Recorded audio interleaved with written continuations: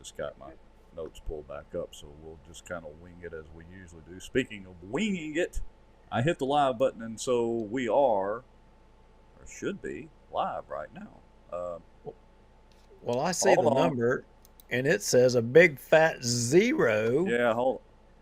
Uh, Wait a minute, no, 27, 20. It's Hold jumping. on. I got to make sure that we're actually streaming to Facebook and YouTube in my hurry. I may have not hit us live on the other deal. Hold on just a second. Okay, I think we are on Facebook because I'm seeing it. Y'all comment. Are we on Facebook or are we not on Facebook? What kind of tech guy is? Oh yeah, and we're live on Bossier. We're live on YouTube as well. Okay. Maybe they cut us. I don't know. Maybe we're too much for them. I don't know. Anyway, we are live. We got people joining in, people commenting. That's all that matters.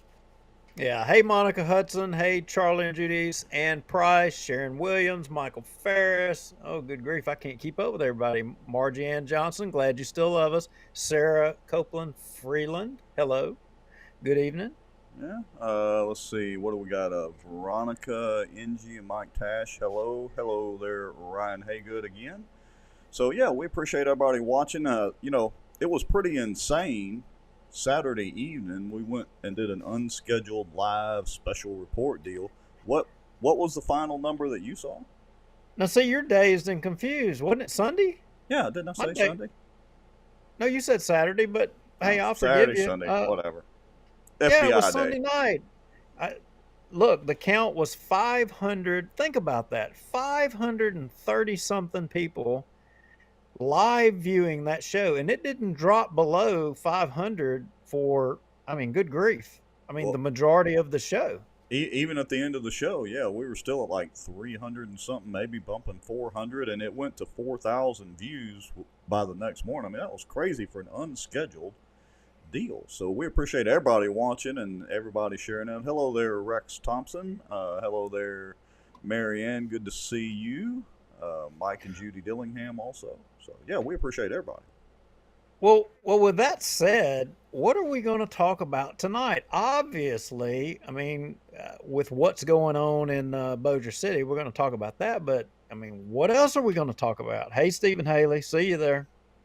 Yeah. Look, obviously there's more to the FBI story. The new mainstream news, local news has been reporting some stuff, and so we'll chat about that for a few minutes. I think we've got a little bit of information to share as well, of course. And we have technically some inside information, allegedly, apparently, from a desk, from an office. Oh. Okay, so we broke the story about the FBI. I said raid, and we had some viewers that tried to, bite my head off because I used the terminology raid, and you looked it up, and raid was a correct terminology to use. Sure. But but since that time, we broke the story before anybody else. I mean, which that's cool, and we even got the national mainstream 3, 6, and 12. They even gave us some credit for some of our stuff. How about that? That Hey, might be the first time they gave us credit. miracles never cease. Yeah, but hey, we're going to do it again tonight, right? Yes, we Because are. sources say, or sources are still sharing, and we've even got pictures, Yes, we right? have more pictures, We as a matter of fact. All right, so so we're gonna talk about that. We had a city council meeting today, but I don't think there was much to that. And we need to talk about this Benton Rodeo and the fights. And I guess we need to talk about it. The word is like grating fingernails on a chalkboard to me, but I guess we have to talk about the word bullying in the Bossier Parish school system again, and specifically in the Benton area. yeah, why is this still a conversation that has to be had? And we hate to mix serious with sad, but you know what? We got to go there. Yeah, I we're gonna have to. mean, We got to mention it. There's too many people that are legitimately concerned about it and all that. David Womack, our good friend David Womack, says we need new caps. David, this is a literally brand new cap. It is one of a kind. It's the only outdoor news hat this color, the black with the gray at the moment. So I don't know if I'm getting a new cap for a while. Yeah, well, that's a funny thing, Rex, because you actually did have a hat brought to my office and dropped off, one for each of us that, I have shamefully not gotten to you yet, but we're gonna rectify that. Yeah. All right, well, let's go ahead and we'll do our countdown and our ads and all that. It only runs about 2.5, 3 minutes, folks. For those of you that are new to the show, we do this. It's again about 2.5, 3.5 minutes. That allows everybody to get up and grab something to drink, grab some popcorn. Y'all share this out on your Facebook feeds, tag some friends, all that kind of good stuff. If you're watching on YouTube, text it to some people, say, hey, watch and see what they're talking about. And it gives us time to kind of share it out, make sure we have all our notes together. And I want you to pay attention to the new logo we have up here. We had David Womack a couple of weeks ago, and now we've got Pelican Training and Consulting, which is Michael Ferris. So we appreciate his help with a little coffee money as well. All right, folks, we're going to hit the countdown. What do you say, Duke? We'll be right back. Let's do it. They feel helpless. They don't feel heard. They have nowhere to turn. In all honesty, we try to lay low a little bit because of the fear that we would not be able to camp there. And I titled it A Shot Across the Bow of the Good Old Boys. Hello, everybody. I don't think I've ever done a video before on here, but I wanted to tell y'all what frustrates me a little bit about permits. The cockroach of the week is, drumroll please, Allie Feaster Smith. We can't be apathetic about what's going on in our state. We have to all pull up our bootstraps and get on top of this. So you're right. There's a problem out there. I mean, and man, you can see it everywhere. Well, look, we have allowed government to become our wherewithal to everything. Well, I've not heard my name in stable or Baton Rouge in stable in the same sentence in a long time. You're about to be killed by a Zamboni, or you're gonna die in 5 minutes.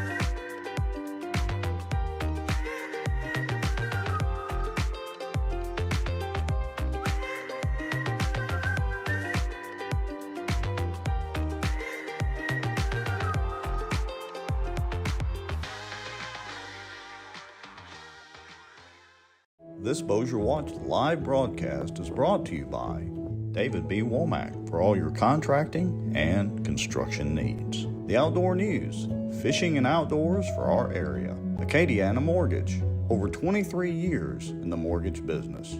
Pelican Training and Consulting. Reach out to Michael Ferris. Smarter Geek, making technology easier.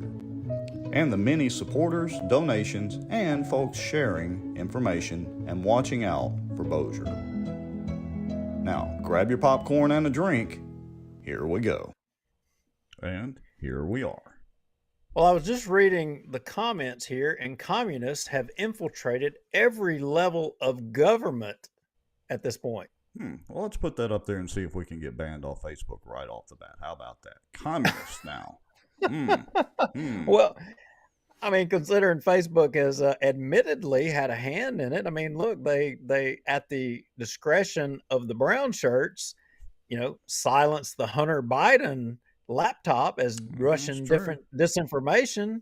Yeah. But oh, by the way, it turns out it was real, right? Yeah, imagine that. And it's amazing that locally we've got, and regionally, in the Bossier Parish area, I guess Caddo Parish too, we have things going on that kind of almost mimic what's going on nationally. I mean, we've got, all these sex trafficking scandals right here in the Bossier Shreveport area. We have all that going nationally, and of course Hunter Biden and his prostitution deals and all whatever else he had on that laptop. I mean, it's kind of a mirror deal. We have FBI raids nationally. We've got FBI raids here locally.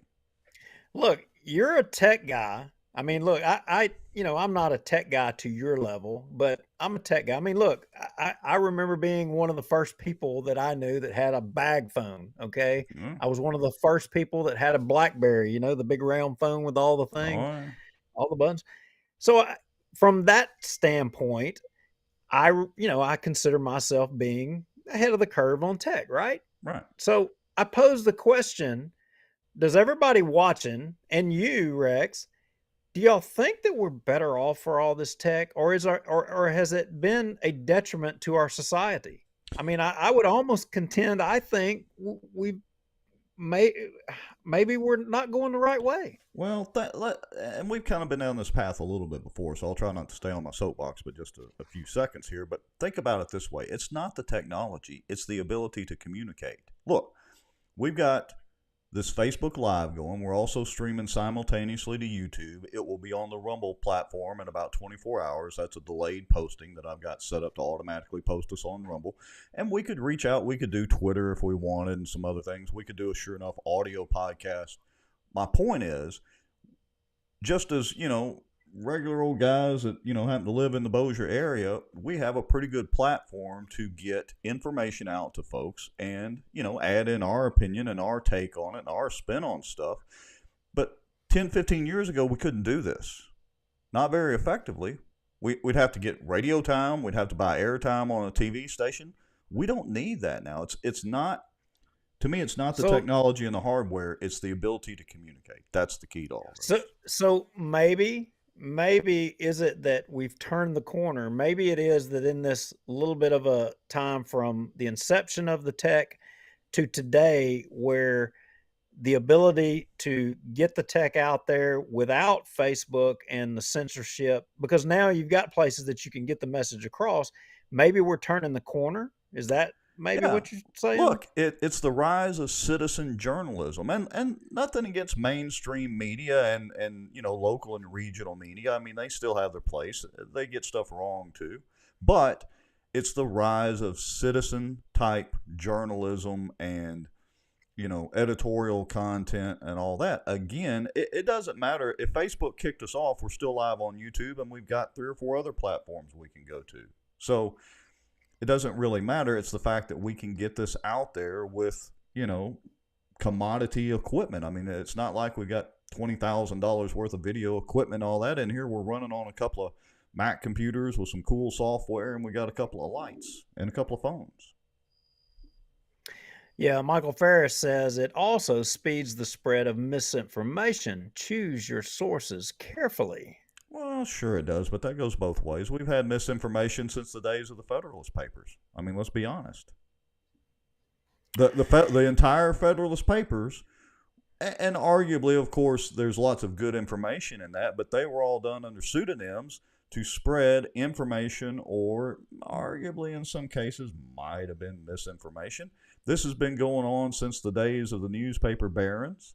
I mean, it's nothing new. It's instant now. And almost everybody has a phone or a device in the palm of their hand now. That's the difference.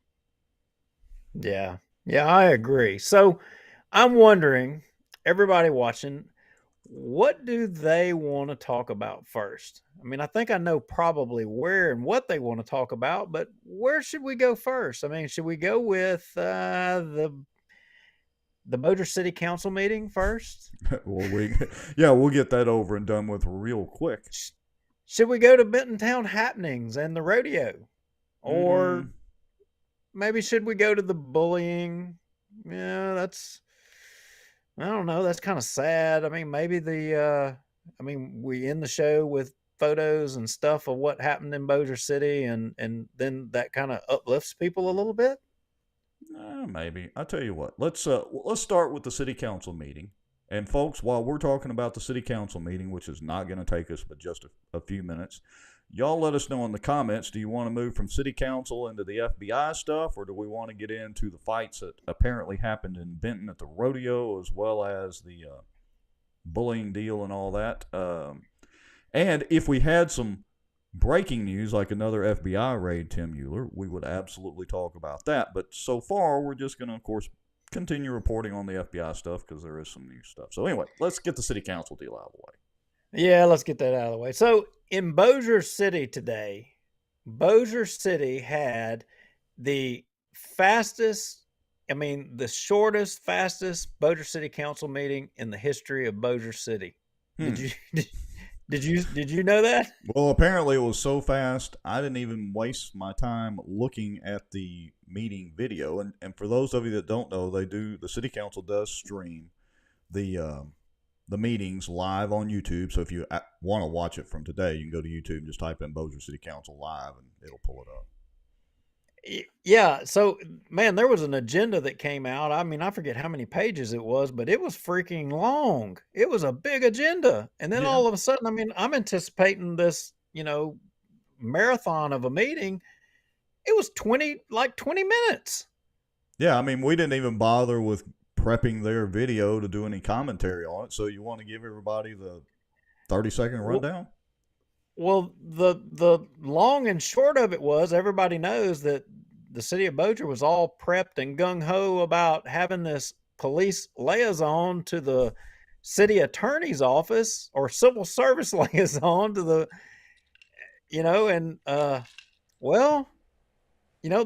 they had a first reading to fund it, to move money from the police department to the city attorney's office to fund it. Well, guess what?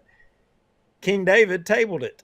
Again? So they kicked the can down the curb again. Arguably, when they most need, apparently, some go-between with the Bossier PD and the legal department. I mean, they're kind of in a little bit of trouble.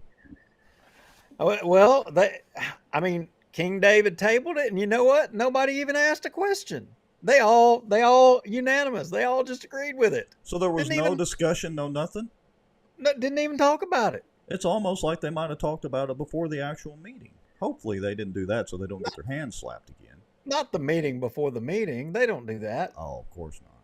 But so then, okay. So I'm thinking, all right, so new business, right? They're going to bring this motion up to, hire, former policeman Touch to be the liaison, right? They took it off the agenda. It ain't even on there. Well, they might be a little gun shy about hiring policemen or former policemen at this point, since, again, the FBI was literally at City Hall Sunday. I'll get my day right. Yeah, well, obviously we're fixing to get to that real quick, because as the comments I'm looking in there, everybody's like FBI, FBI, FBI. I think there's a consensus on what everybody wants us to talk about, but I mean, hey, the councilmen today, they were ready to tap out of that meeting as fast as they could possibly tap out. Well, it might be, somebody mentioned in the comments, was the FBI there? It might be not because the FBI was there today at the meeting. They might have been listening in at this point, who knows? But it might be because, well, a lot of them might be a little skittish. Well, let me correct a mistake that I just made in something that I said. It was not tabled. It was deleted. Deleted? It was deleted. It wasn't tabled. Where in Robert's Rules of Order is there a thing for delete? Did somebody make a motion to delete it? If they unanimously agreed, they can delete something if they want to. So they deleted Dale. I don't think I think they deleted the transfer of the money from the police department. That might not look too good, with the feds watching. They're moving money around these days. I don't know, but I just had somebody message me and they corrected me that my terminology is wrong, and I appreciate that. I mean, because truthfully, it happened so fast. By the time I logged in, I'm expecting, okay, I'm gonna skip all the formality. They'll have somebody report on, dirt on Right. Airline Drive or Benton Road or something or another. So the good stuff will be like way past. Anyway, so I got corrected, and somebody told me that it was tabled. It was not tabled. It was deleted. Hmm. Well, that's an interesting use of term. We'll have to see what happens at the next meeting. Maybe they'll actually do something. Okay, so the money was in fact continued to September 20th, but the police liaison was deleted. I think that's accurate. That's just confusing. We gotta clarify that a little more. I'm not saying I don't believe you, but we're just. It's like a moving target here. I'm doing the best I can. Amateur journalist. That's what I fall back on. Right, yeah, and we're definitely amateurs. There's no doubt about that. All right, so was that pretty much the city council meeting in a nutshell? They deleted Dale. For the most part, that was it. And we did get some complaints in Bossier City this week, and I don't think that I even shared that with you. And while we have the attention of some people, I think that are paying attention, I'm going to send this to you. Can you pull up a video pretty fast there, Rex? Yeah, you texting it to me, or where is it? Yeah, I'm fixing to drop it to you. Okay. And I should be able to. Citizen complaint who is not. Was that the sidewalk deal? Yeah. Yeah. So he tried to email that, and you got to be careful emailing files because video files are large. I can pull that one off. more. Yeah, it's going to probably hiccup your connection for a second as it's uploading, but that's okay. Yeah, that's right. Anyway, the problem was sighting, and it would be one thing if it was just like in South Bossier, Sobo, or North Bossier alone, but somebody took the time to go around to down by the parkway, the walkways down there, as well as I think over off of Swan Lake, the sidewalks down there, and they pointed out the fact that the grass is almost grown over the sidewalks in some places. Now, maybe they need to get some mowing crews or somebody or weed eating, but why are we pouring sidewalks if we're not going to maintain them? Why are we doing these new development stuff? And I hear up in North Bossier, they're even talking about putting a bike trail somewhere, and it may not be in the city. Oh, hold on. Sorry, I didn't mean to interrupt you. I hit the button a little early. All right. Yeah. So let me back it up. So this is the video, correct? Correct. All right. So, folks, bear with us. We got all kinds of information, and we'll get to the three-letter agency here in a few moments. All right. So this was sent to us, and what's their complaint? That the grass is growing over the edge of the sidewalk, or do we know? Yeah, that's basically it. And the point was the disappearing sidewalks, because the further you travel down the sidewalk, the more the grass and the side covers up the sidewalks. Right. What point is there to have sidewalks if we're not going to maintain them and keep them up? And I would contend that it becomes a liability issue at some point, because if you're wanting people to walk and you're wanting people to ride bikes on them, and they're going to be covered up in grass and debris, you got somebody's going to fall. I don't know. Yeah. And look, it just looks like crap anyway, especially for a brand new sidewalk. The contrast between the nice shiny sidewalk and the green grass, just looks crappy. David Womack says to ranchers, that is really pretty. Love the grass. We love it too, but not on the nice concrete. Okay, so pretty much they need to get down there and mow.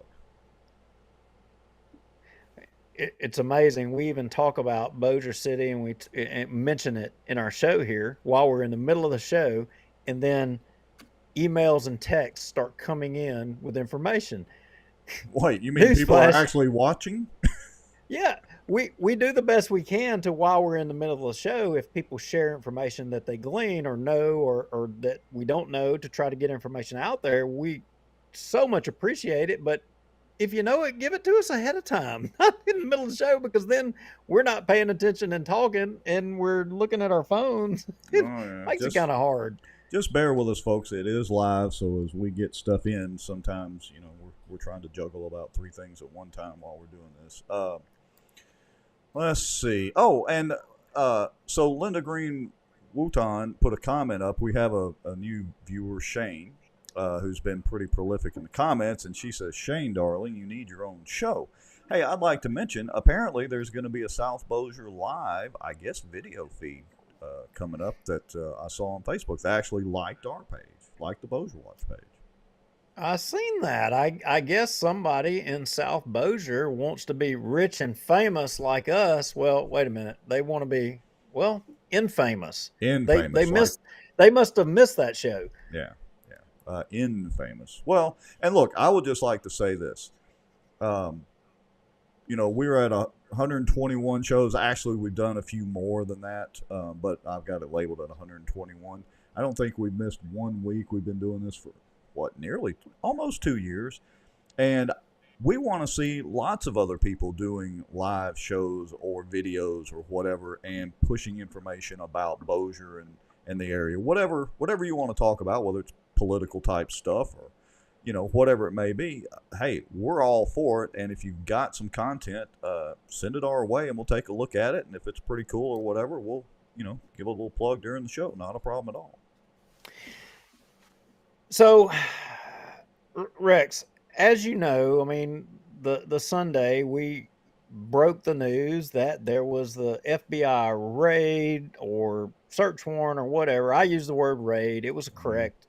I'm going to use the word again, raid. It just sounds cool. It just sounds cool, and it might get underneath somebody's skin again, and who knows, they may go to chattering on here. Right. But anyway, they can debate with everybody if it was a raid or if it was not a raid. I don't know. What do y'all think? Was it a raid? I mean, did they show up with mace or did they have guns? Did everybody down at Bossier City Hall know that they were coming? If they didn't know that they were coming, then it sounds like a raid to me. Hey, it took City Hall 4 hours to put out a press release, so I don't think they really had that much notification, like maybe when they banged on the door.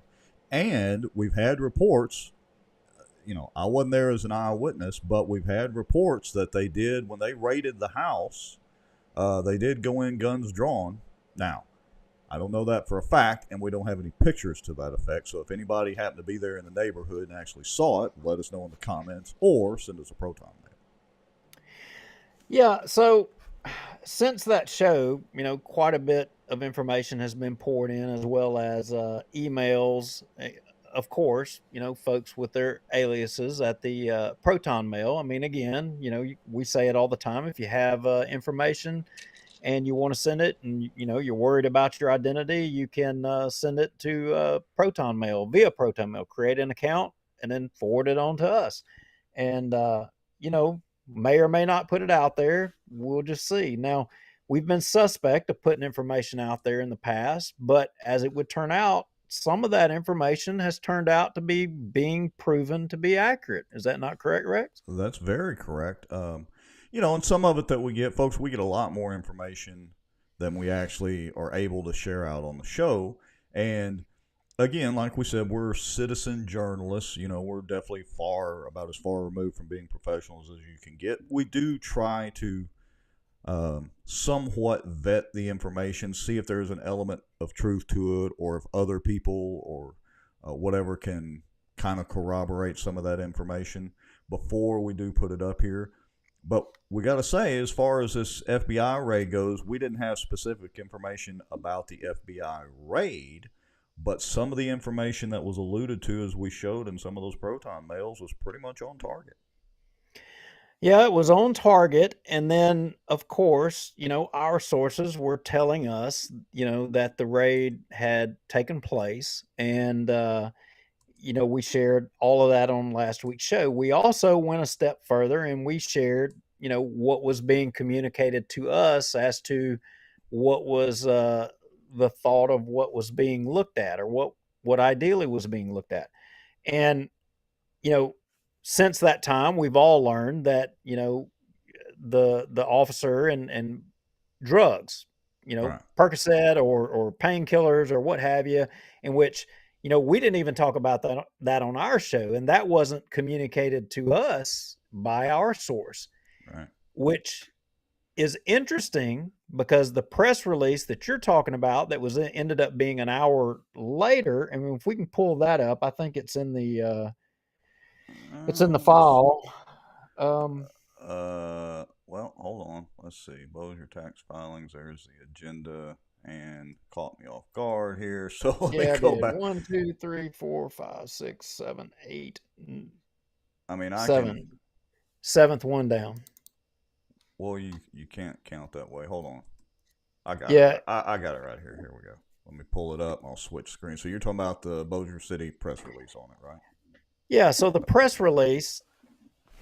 What is interesting, the press release that was put out right after, and I think we commented and said that the likelihood that the police chief is actually the one who put this out, and the reason we say the police chief, because at the top of the page it says Chris Estes, police chief. Right. I mean, we said, look, I doubt it's even Chris Estes is the one that even put this out. I mean, maybe not. But interestingly, in this press release, what they talk about, they try to say that it's the police union and looking at, I think, does it not say finances somewhere in there? I think it says the finances of the police union. Yeah. Well, I'm trying to scan down through it real quick. It's related to Sanford's role as president of the local police union. Excuse me, Sergeant Sanford was immediately placed on administrative leave. No, doesn't mention any finances, not in their official press release. Yeah, so, but it's all about the police union, Right. for records related to the Bossier City Police Union. Why did it not say anything about drugs, or it was drug related? Right. Well, and look, let's face it, folks, because I know I've gotten phone calls, text messages, the whole 9 yards about this. I mean, it was a couple of bottles of Percocet. Now, I mean, the FBI is going to raid the guy's house and City Hall on a Sunday afternoon over a bottle or two of Percocet? Is that really all this is related to? Well, the point is, they didn't know.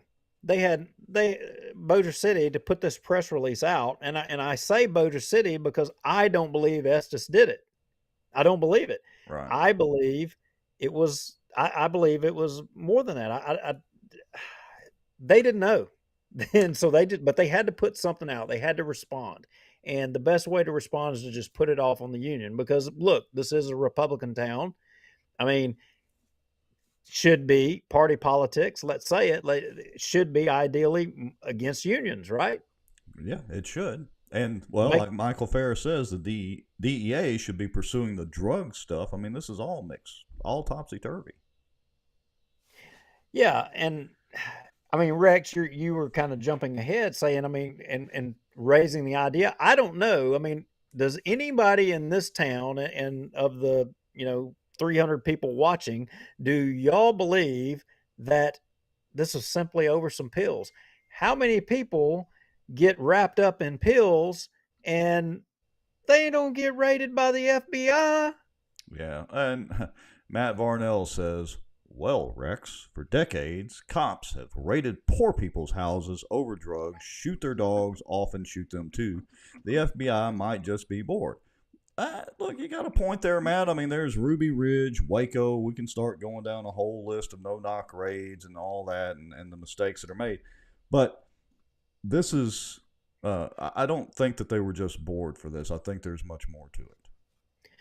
Yeah, and I think we can show that there's much more to it. But I don't believe for one second Chris Estes put this out. You and I have been around politics. You've worked in campaigns for candidates. I mean, I've been around them a bunch, been in them. I can tell you, make the union the bad guys. Let's paint this picture. Let's steer it that way. That's what that press release is about. And I just don't believe Estes did that. I agree. So And if anybody in the comments, if y'all disagree with us, by all means, shoot it in there. We're going to try to, say that, oh yeah, you believe 100%. It's all nothing period, but about the union stuff. But like when we reported it and our sources was telling us that let's go to the affidavit. Okay. Don't take what we just go to the affidavit. So how many of you have seen the actual FBI affidavit? How many of you have actually poured through it and kind of looked at the details? And there's a few things that really jump out there that'll, I think, will kind of back up what we're saying here, or what we're trying to suggest to you. And before anybody says anything in the comments, there are a couple of F-bombs in this affidavit. I'm not pixelating them out because, well, we're all adults here. We're supposed to be anyway. So just to get that out there, if you read down and see something, don't put it in the comments about being an F-bomb, because I don't care. All right. So here, I've got the criminal complaint pulled up right here. This is the federal affidavit for the arrest of Harold B.J. Sanford Jr., filed in the United States District Court for the Western District of Louisiana. And I kind of highlighted some interesting things here because, first off, the statement there about the following being true to the best of the agent's knowledge and belief is that on or about the dates of June 24th through August 22nd in Bossier Parish, the defendant violated obtaining prescriptions for a controlled substance fraudulently. Again, this is the FBI. They raided City Hall. They raided the guy's house for a couple of bottles of pills. And as some people have said, well, where was the DEA? Why is the FBI in on this? And I would argue, as there's some wording in here, there's a much bigger picture here, I think, going on. Yeah, so scroll on up and go to the next page right there. Corruption of domestic public officials, wire fraud, conspiracy, and embezzlement of labor union assets. Okay, we got the conspiracy, the wire fraud. I mean, I guess the conspiracy is that he had that guy, Moorhead or whatever from Shreveport, that they were working together to get pills. I get that. The wire fraud, not sure on that one, and we understand the labor thing, but okay, well, that all seems to fit right there with the, taking the money to buy pills, right? All that seems to fit in that box. But how did this get started? Yeah. Where did this information, how did the FBI even get clued in on a couple of bottles of pills? Now, when we broke the story, we broke it that, our source had advised us that this investigation had been going on since before January. I mean, a long time ago. And in fact, and there was a commenter or two that was basically accusing us or saying, oh, fake news, or what have you.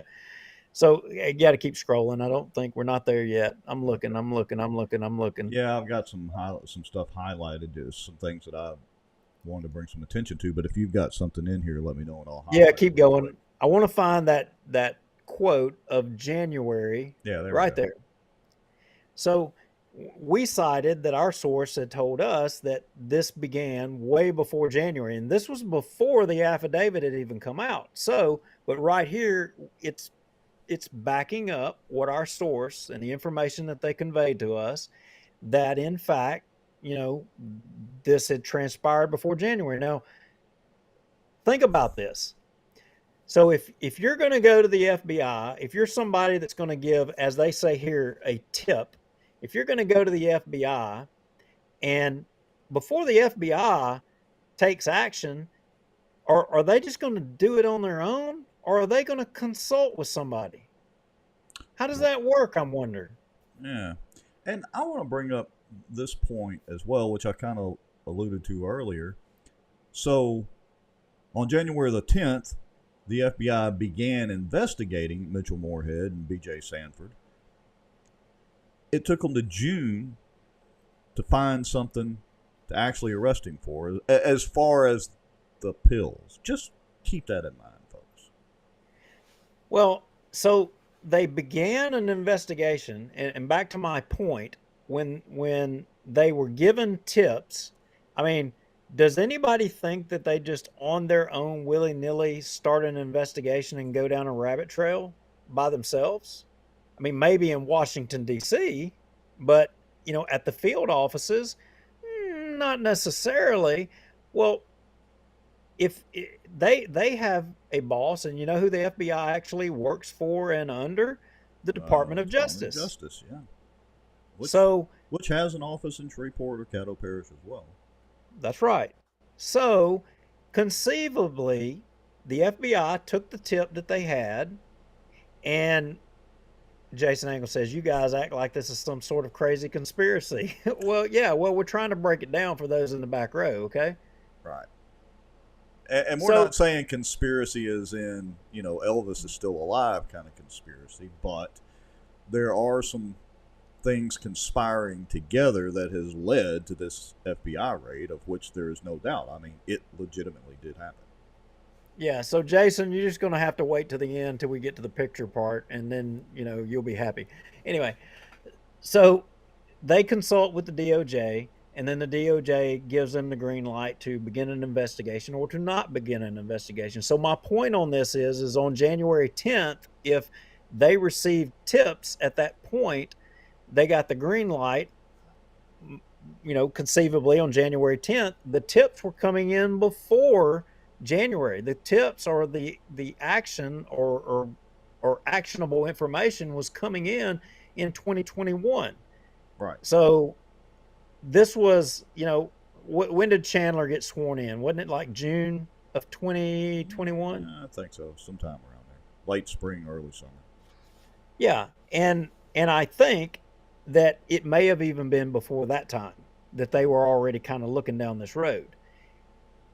Well, so let's pause for a second. So Ms. Ann Price says, thought local law enforcement had to invite in the FBI. It's not like a vampire movie. If it's a federal law, they have jurisdiction pretty much anywhere. Now that initial sentence, Rex, on January 10th, 2022, FBI Shreveport began investigating Mitchell Moorhead and Harold W. Sanford Jr., a.k.a. B.J. Sanford, after receiving several tips that they were embezzling money from the Bossier City Police Union fundraiser account, period. Okay, why did it not say embezzling money from the Bossier City Police Union fundraiser account to buy Percocet? Why did not say that? Right. Or to buy illegal drugs, or to buy, or to why did it not say that? Yeah, to purchase illicit drugs or whatever. Yeah, that's it just said embezzling money from the Bossier City Police Union fundraiser account. And in the next sentence, which I've got highlighted right there, it says specifically it's alleged that Moorhead and Sanford are running both real and fake fundraisers from which they are taking money for personal use. Real and fake fundraisers. Which, from a personal standpoint, I got to tell you, it makes me want to know, because I wrote a check from my business donating money to the, Cops for Kids thing or whatever. Well, was that a scam? I'm just wondering. Well, so I got to ask, who did you write the check to? Well, I don't remember. I mean, I got to go look the check up. But was there a very dark colored van sitting outside with people in it, getting donuts and stuff, or what? Well, I'm thinking about it now, and there could have been. They may have been listening to my conversation, because it was BJ that I talked to when he solicited a donation from me. I hope you made the check out to the kids deal. Oh, absolutely. Right. Okay. I didn't make no check. I ain't making no check out to no individual like that. It ain't happening. I don't care who you are, but but I'm wondering, for an example, where did my company check that I donated? Was there actually a kids program now? I'm wondering. So you might want to go back and see if you can find that check through your bank account deal or whatever, and reach out and see if it actually was. I'd like to point out something, though, and this is just off on a little grammar tangent here, but it says real and fake fundraisers. Well, if they raised funds, I guess by definition it wouldn't be a fake fundraiser then.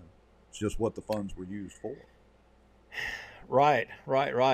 So that's the point is that it initially didn't start out about drugs or about illegal Percocet or what have you. Um, but then you fast forward here. Obviously, they've by way of wireless, wire communications, tapping their phones or what have you, they're listening, and guess what? Bingo, they start Start getting on listening top of into the the drug. calls. Yeah. And I just found this quote funny in here. But it says on a June 24th call between Moorhead and Jamie, I guess that's Lanou Moorhead. Jamie Lanou Moorhead says, "First thing I got to do Monday morning is go to Dr. Danzel and get the pills for blankety blankhead." What happened to the doctor in all of this? Don't the doctors usually get in trouble for this sort of thing? I would assume that that's probably going to be somebody else or some other folks that are going to find themselves getting reeled in on this whole deal. But again, that's if you believe that the whole pill situation is the primary focus of all of this. I mean,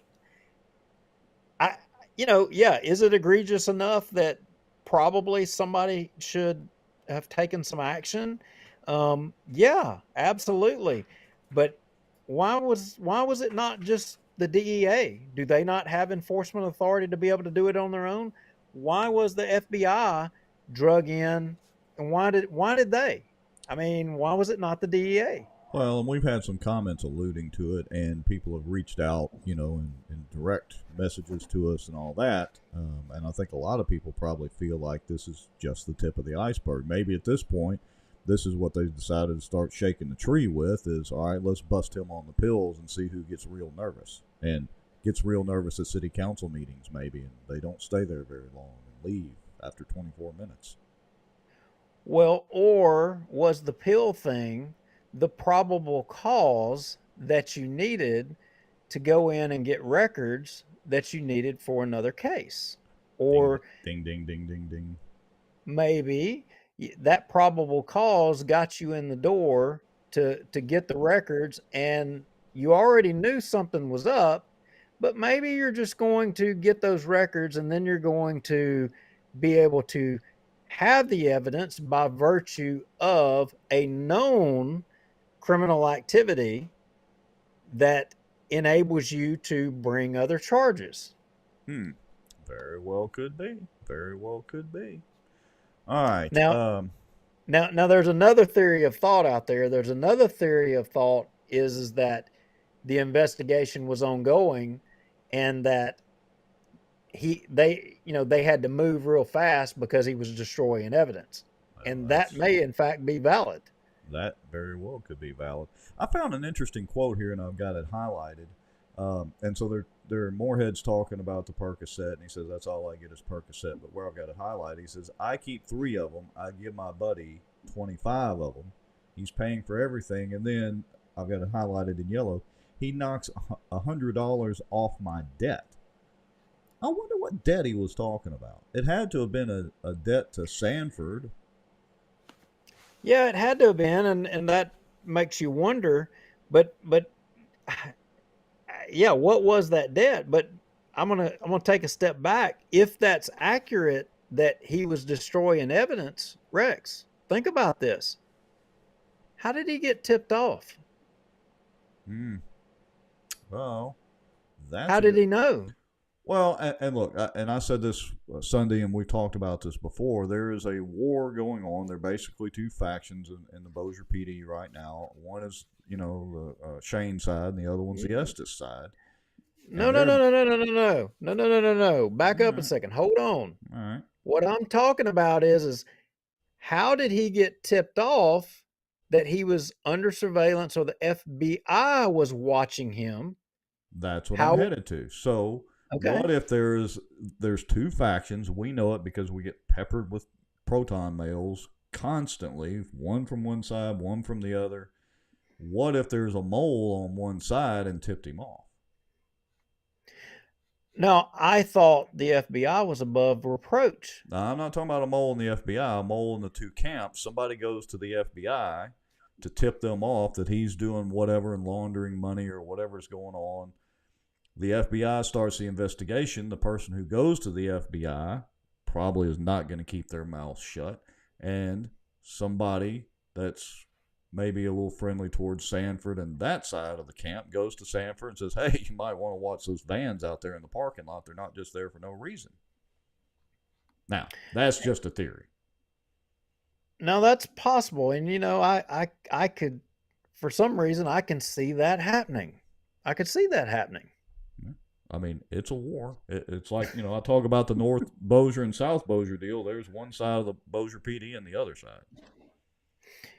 But will we know the answer to that, or will we know that it was actually somebody on the other side of the fence that tipped them off? But obviously, the FBI didn't have somebody that tipped them off, because they wouldn't have felt, if that's the case, they wouldn't have felt the need to go raiding Bossier City Hall and his house on a Sunday, right? Yeah.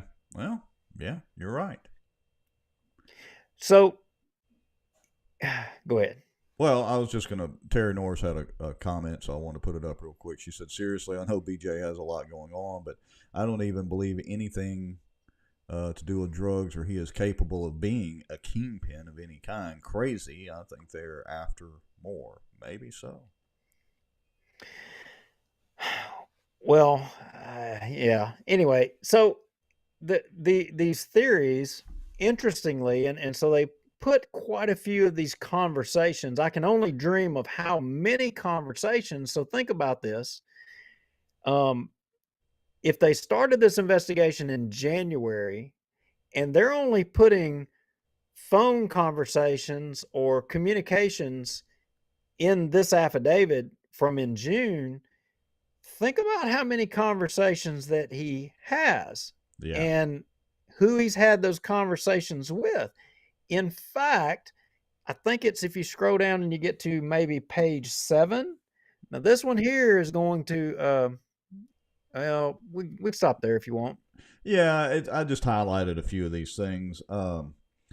Here, Moorhead says, because I could take these 28 and sell them to BJ, 20 of them, and get $300. So that gives us, you know, an approximate value of, you know, what he was getting per pill. And again, we're talking a few $100s worth of Percocet.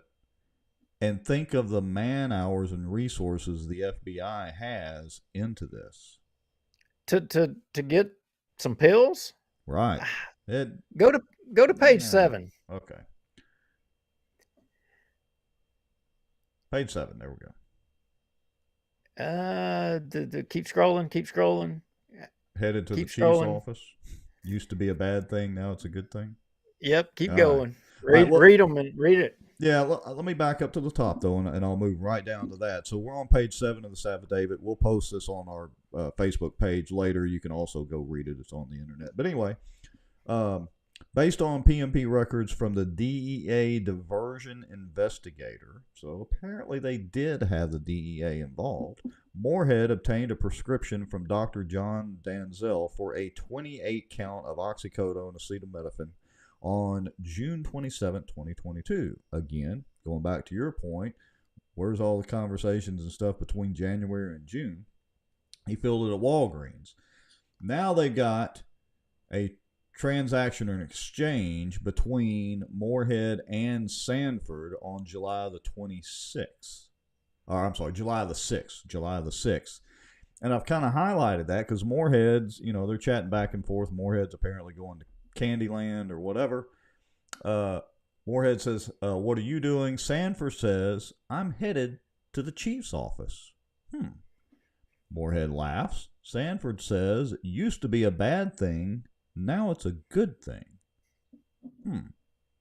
That's just interesting. Moorhead says, yeah, it used to be desk patrol. And Sanford says, yeah, every time I went in there, I knew I was going to get in trouble. Now, every time I go in there, I know it's going to be something good. So, remember, folks, the official press release from the city was basically that, and I'm being a little facetious here, but basically was that Sanford was nothing more than a sergeant, and that was kind of it. But that's just simply not true. No, it's not true at all. I mean, he was that actually, it's something that I put in the notes. It was a question that I have. What exactly was his role and what exactly was his position? Was he made a deputy chief? Was he I don't he can't be made a deputy chief. I can tell you that from being on the civil service board. I mean, cuz I don't think he had the seniority. But could he have been made an administrative assistant to the chief? Yeah, he could have, but I haven't confirmed that. I asked a couple of people whether or not he was made an administrative assistant, and folks said no, he was just a sergeant. But but that may not be correct. But if he wasn't made into an administrative assistant, what exactly was his job and his role? What was his title and what was his responsibilities? We know, obviously, the city had him doing PIO information, but we know from getting, in which we don't get them anymore, the city obviously cut us off. They cut us off. I mean, that's the only thing, they cut us off. But we do know that they were juggling PIOs in the absence of, I can't remember her name, that had the medical condition. They were having Tracy multiple Ponder. yeah, Tracy. They had multiple people doing it. So he was vaulted up into some administrative point. Yeah, thanks, Wade. Yeah, definitely PIO. Yeah. So anyway, so some of the commentary. Whoops, let me get that off. Some of the commentary in these exchanges it's just interesting to read, and that they filed this stuff. Now I'm not sure how much I've got highlighted here, so let me know.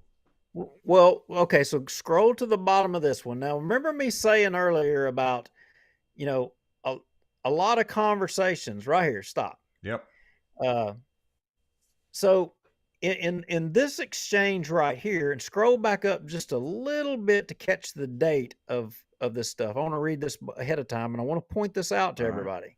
All right. So of a little more, maybe on the previous page. Yeah, it was July the 6th. So they're still talking. Yeah, on July 6th, I mean, they're intercepting this communication, right?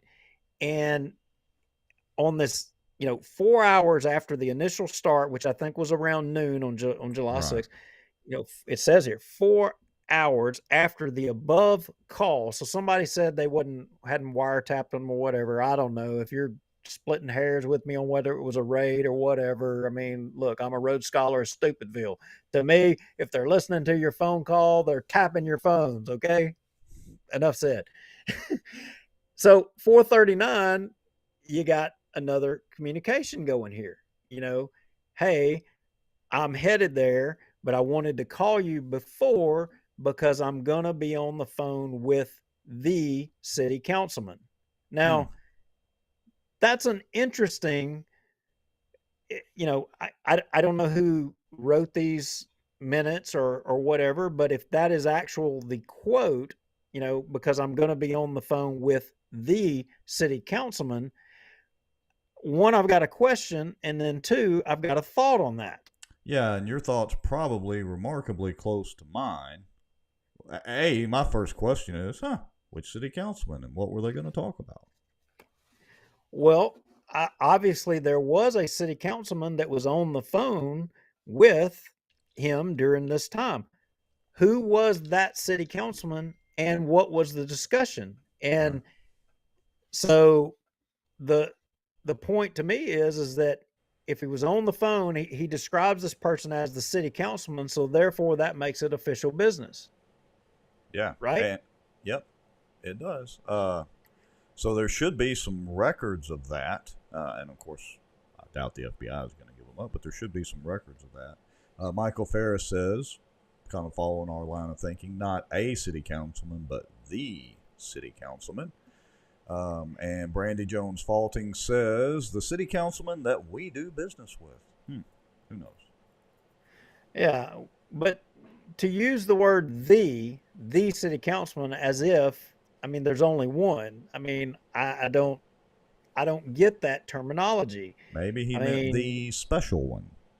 I don't know. We're just speculating here, folks.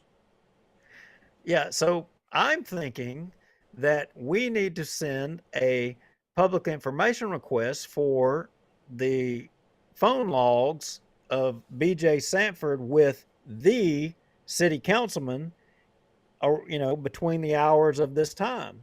Yeah. And I'm wondering what the subject matter of the conversation was about. Yeah. It What was. city business and what was Sanford's authority to be conducting business with the councilman of the Bossier City? Why was it not the police chief? What was his authority? What was his position to be doing that? Yeah. And then on down, Sanford's telling Moorhead, be on the down low, because apparently Moorhead, if I'm not going to scroll back up, but if you read through that, apparently Moorhead was like in desperate need of some of the money that Sanford owed him, and he was wanting to come by and pick up the money, apparently somewhere around City Hall or wherever Sanford was located. So my phone is blowing up. Sorry, folks. That I think that was the most striking things out of the affidavit that kind of really jumped out at me, and it lends more questions. Now, again, since that time, we've had multiple emails from, I hate to say anonymous sources, but they are anonymous because Right. we don't know who they are. We have no They idea. obviously are legitimate people who know a thing or two. Whether they're all correct or whether they're not, don't know. But I think perhaps maybe we ought to go to some of those at this point. Yeah, we'll take a look at some of those. And again, folks, we'll post this later on our Facebook page, or of course you can just Google it and pull it up. I think Arclitec's homepage and maybe KTBS both have the copies of the affidavit listed. So, all right, yeah, let me switch screens here. So give me just a second, and we will put up a couple of emails. Make sure I click everything correctly here in the software. All right, so this first one comes in from the same source that has been pretty darn accurate on all this stuff. So I'm going to bring this up. This is the Proton male Estes as a great guy. All right, so, and for those of you that are watching via mobile, we'll kind of read along with this, but this email sent to our Proton mail says, "Riddle me this, BJ Sanford isn't just the union president, he is a sergeant at the Bossier City Police Department. He was selected as Estes' right-hand man by Estes, according to this email, and Tommy's go-to guy. He has been allowed to come and go as he pleases for over a year. He and Estes were the main factors in moving over 20 people throughout the department back on July 2nd, 2021, which we covered a lot of that. And actually, if I remember right, didn't we get a statement from Estes when he was shuffling the folks around? I think he said Yeah, we did, and he explained some of his moves was about manpower and adding manpower to the shifts, and he actually provided names on a shift list that I mean, look, I don't look at their shift list. It looked like it was improving the manpower on shifts. It seems as such to me, but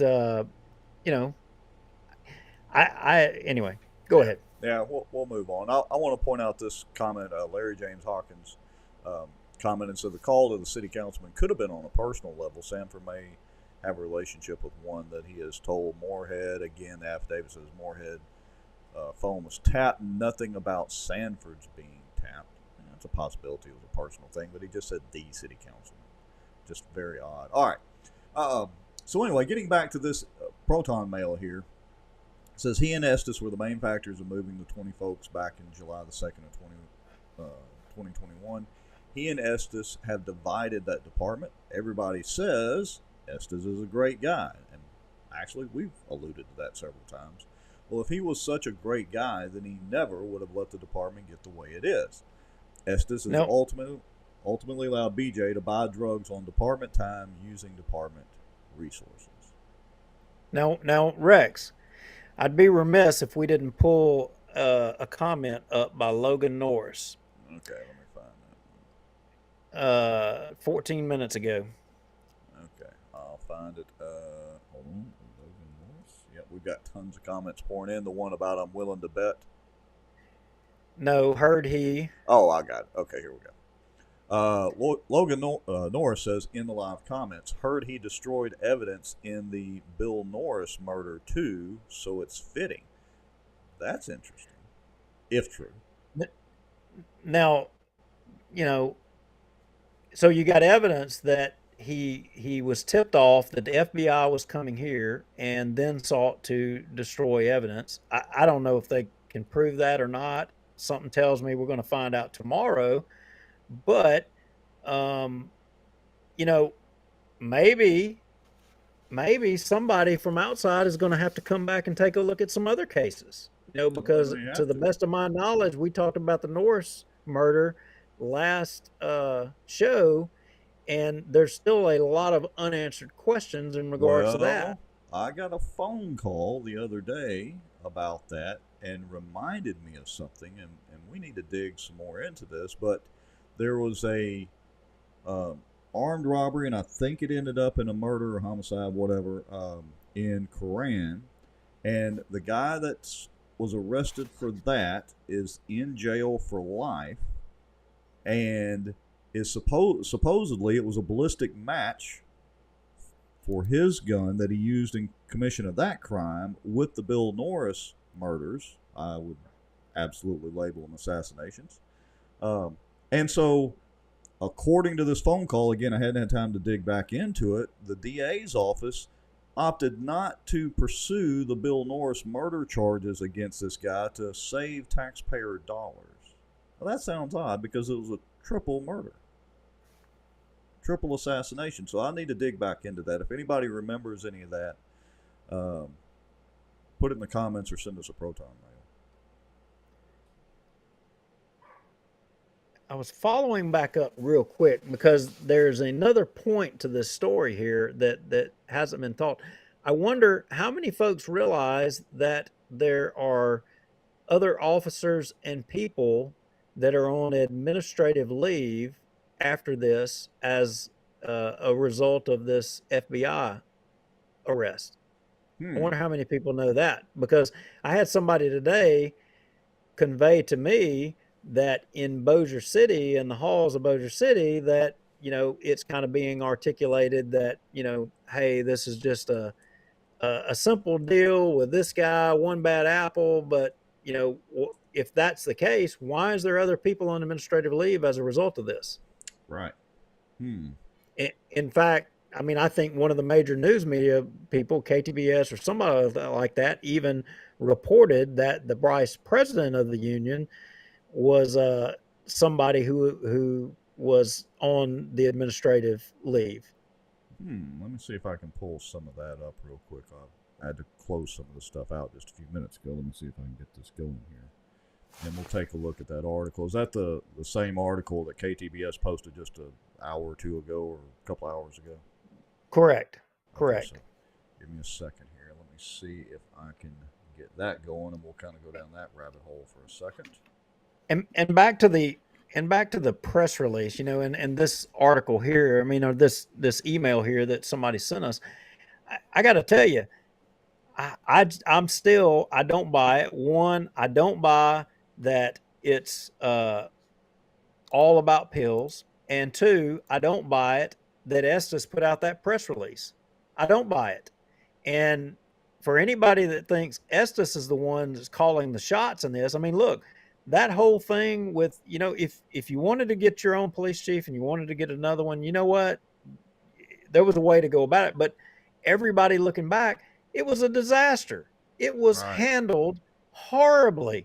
And I just can't believe that is Estes's, that Estes wasn't the one calling the shots. I mean, that was Tommy Chandler and Charles Jacobs. That was who was calling the shots. Right.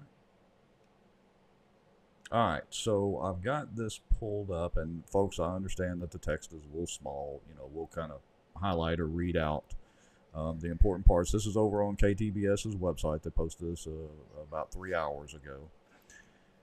And let's see. what was that, the third paragraph? Yeah, here we go. Federal prosecutors declined comment on the case against Sanford and if they were investigating other police officers. But KTBS has learned the Bossier City Police Union's vice president and 2 others who held positions with the union are on administrative leave pending an investigation. Well, they would have to be employees of the city to be on administrative leave, right? That would be the case. Now, it begs the question: why are they on leave, and why is there no press release on that? Yeah. Is it because nobody's asked the question? Obviously, KTBS 3 has asked the question. Why? Yeah. Yeah. Anybody got any inside information you want to share with us in the comments? Any speculations? There's still a lot of unanswered questions out here. So let's go back to one of those next emails. I mean, it seems like tonight, and this is just my opinion, that it's a lot of folks wanting to go after Chris Estes on this whole deal. Yes. And, you know, should Estes bear some responsibility? You know, maybe so. I got to tell you, the pictures that were sent to us, that, you know, I can't let Estes off the hook on that one, because if he knew that part, then you know, he can't get out of that one. But do I believe for 1 second Estes is calling the shots down there? No, I don't believe it at all. I believe that it's Tommy Chandler and, you know, the city attorney's office are calling all the shots, not Estes. I don't think Estes has had the ability to be in charge of everything. I mean, why else would the city attorney be wanting to bring a liaison in? You know, yeah, because he supposedly doesn't know civil service law. Well, really, he is pretty incompetent, I'll say that. And you know, as screwed up as things appear to be down there with whatever all is going on, then yeah, it would make sense that Chandler and Jacobs are trying to run the show and pull the puppet strings. All right, so I brought up one of the other emails from our Proton Mail account. It says, this will be far-reaching. This investigation started before Chandler took office. This guy's been getting away with this stuff for years. He is a whoever I can grease kind of guy to get ahead. The Bossier police in the know have been waiting on this for 2 years, but the raid on the secretary's office probably turned up nothing, and we'll take a look at that here shortly. He denied the current secretary access to the books long ago. That's what keyed the police union underlings to start fishing around. As much as I hate to say it, Lowe needed to go, and Chandler does also. I can't disagree with that. They have both been compromised by this guy. Several city council members have also. That could turn out to be interesting if true. yeah. Are they talking about the phone conversations on, you know, BJ Sanford all during this time? I mean, if there's actually been an investigation for all of this time, I mean, how many conversations? And if this guy has an unknown role in Bossier City government where he comes and goes as he pleases, he does as he pleases, I mean, it's almost as if this is the go-to guy. It's almost as if he's the enforcer. Yeah, I don't know whether this is a cross between Is that the right Breaking word? Bad or Ozark or what. Is that you think the enforcer? Is that what this guy's role was? Yeah, I don't know. And David Womack's commenting, you know, several are asking who is on administrative leave. Does anyone know? We can't confirm any of that yet, David, but if somebody knows and you don't want to put it out publicly in the comments, go make a quick free Proton Mail account. Keep it anonymous. Send an email to BossierWatch at Proton Mail from your nice new shiny Proton Mail account. We will take a look at it. You know, and it could be that they're on leave just, I mean, just chance. It could be that somehow or another they're, you know, just in the path of this thing. They've got nothing to do with it. Don't know. Yeah. Now, we did just get a message into the Facebook page. Says the VP is Bubba Crooks. appropriately named apparently, and the secretary on leave is Donna Weber. So the VP is Bubba Crooks, and the secretary on leave is Donna Weber. Now, just again, I'm going to say just because they've gotten wrapped up in this thing doesn't necessarily mean that they've done anything wrong. Correct. Yeah, not at all. So I know Donna Weber, and she is she's a good person. I can tell you that. I would be shocked. But look, I knew I knew BJ too. This whole deal never came on my radar with him either. Maybe it's like it is in the movies, except they didn't have big FBI logos on their vehicles. But maybe they're in the witness protection program administrative leave. I mean, I wrote a daggum check for Cops for Kids. I mean, what can I say? Yep. All right. What else do we got? Another email on this? Yeah, we got one more to share. So this one was not only sent to our Proton Mail account, was also apparently sent to the city council because it addresses the councilman. It says, as you know, the FBI raided an office at the police department as well as the residence of Bossier City Police Officer B.J. Sanford. Now Sanford has been arrested by the FBI. In our area, they have roughly a 98% conviction rate. Sources tell me, being whoever sent this, that this investigation has been ongoing since late last year. Sanford was a major player in the hostile takeover of the police department last year. Since then, the police department has been in shambles. Sanford was given a position in Estes' administration where he didn't have to show up for work because apparently he was going to buy Percocet or have it delivered. Didn't have to take off on holidays or vacation and only answered to Estes. Sanford was often seen shopping on duty when no one could say what his position was at the department. Does anybody, we asked this earlier, does anybody know what his official title was? So the email goes on to say Sanford was Estes' right-hand man. Estes put Sanford representing the police department at city council meetings, mayor staff meetings, and in the public eye. Who you surround yourself with says a lot about you. The fact is Sanford has been stealing money from the police union. And I'd like to say, I'm going to show here in a second the tax filings for the police union from, I think, 2019.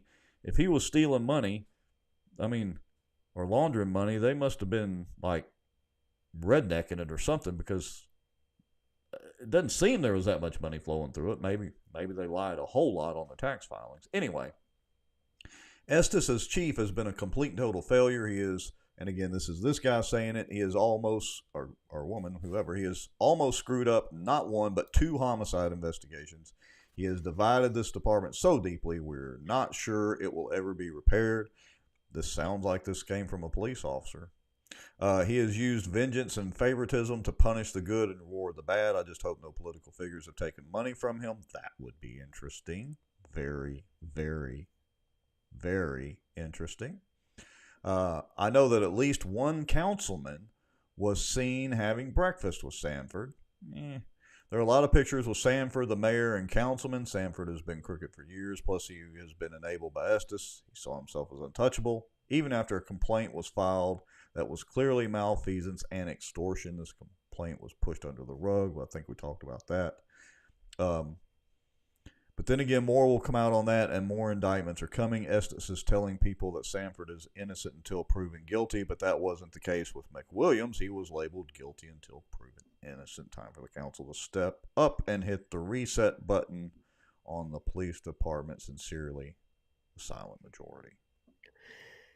Well, several things. Rex, on the homicide thing, we had gotten some information about, it wasn't, I don't think it was technically a homicide, but there was an incident that took place in South Bossier where there was a road rage incident that inevitably turned out to be a fight in the driveway of a resident of South Bossier's home, and the resident ended up succumbing to the injuries sustained in the fight in his driveway via the road rage incident. And, we were told that it was not handled or addressed or investigated the way that it should be. I'm wondering if that's the incident that is being considered as one of these incidents. I don't know. The plot thickens. and thickens and thickens. Okay, so that's pretty much all we really wanted to share from the Proton Mail account tonight. And again, if you got some information you want to share, go make a free Proton Mail account. Don't put any identifying information in your account. Keep it only to yourself. Send us an email to bozierwatch@protonmail.com, and we do read all of them, and if there's something to it, we'll take a look at it. Yeah, so as you know, we and you've got a big you got a finger on your nose, Rex. Whoops. Let me Look at get that. rid of that. Yeah, there we go. You got a big arrow pointing right on your nose. Yeah. So, hot off the presses. I mean, everybody's kind of waiting for the pictures, I think, don't you? Oh, yes. So let me I'm going to prep that behind the scenes here, so give me a second here. Yes, so we do want to share some literal inside information that was sent to us. So this is an exclusive photo. Here we go. Drum roll, please. And there we go. So I'm not really sure what to make of this. Whose office is this? Well, would this be B.J. Sanford's office? Or the secretary? Well, I'm told that this is B.J. Sanford's office prior to being picked up by the FBI. Well, it looks like the FBI left something there, but if it was prior, maybe not. But let's zoom in right here. Oh, look, there's some Percocet on the desk, and look, he was trying to get ready for the FBI raid, so he threw them in the trash. I mean, that is obviously not a working desk. I'm just curious. I mean, that's not a working desk. No. Surely that can't be his office, because anybody who is doing administrative duties at, in city government, that couldn't possibly be their office. No, that would be like the cleanest detective desk ever in the history of stuff.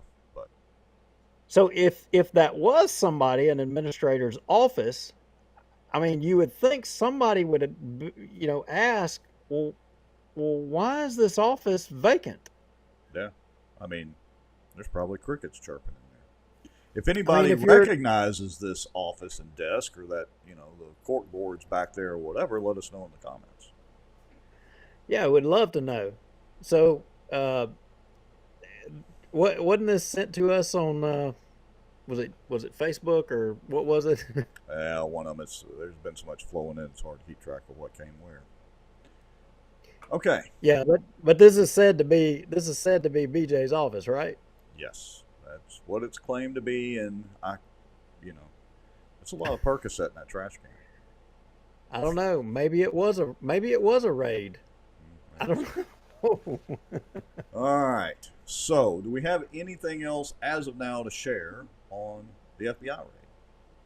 Well, I think we're going to hold off on that a little bit. What I will say is that tomorrow is probably going to be an interesting day, and what a lot of people may or may not realize is that